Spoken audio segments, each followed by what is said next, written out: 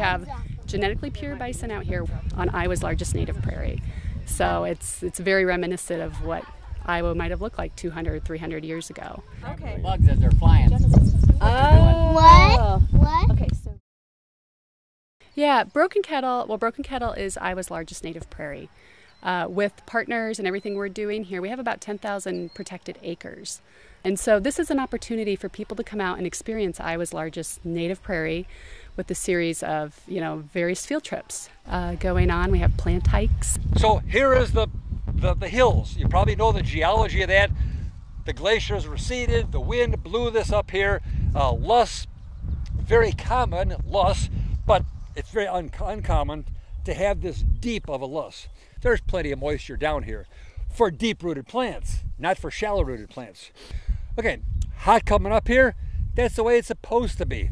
The prairie is hot and no shade.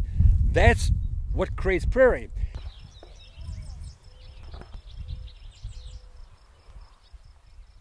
We also have aquatic exploration, so you can come out and see the aquatic life that you might find out in the prairie. But so let's think about, like, in cities and towns, what sort of surfaces are you walking around on?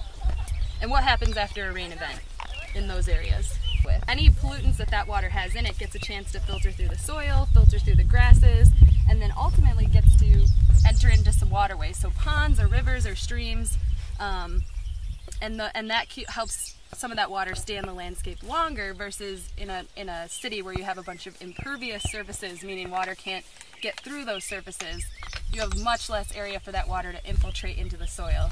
And so everything that SOAR does, we have permits for. We have permits from the Fish and Wildlife Service. We have permits from the Iowa Department of Natural Resources. And so all the birds that we work with are protected by state and federal laws. These two birds, adult bald eagle, and over there is our peregrine falcon. So our eagle came to us 2 years ago with lead poisoning. So here's the teaching aid. How does this explain why she had lead poisoning? She ate a deer that was wounded with a lead slug or a lead rifle bullet. There's lead fragments in the carcass. So part of the preserve where the bison are, we do close that off for safety issues, but definitely south of Butcher Road, and Butcher Road is a loop off of the scenic byway.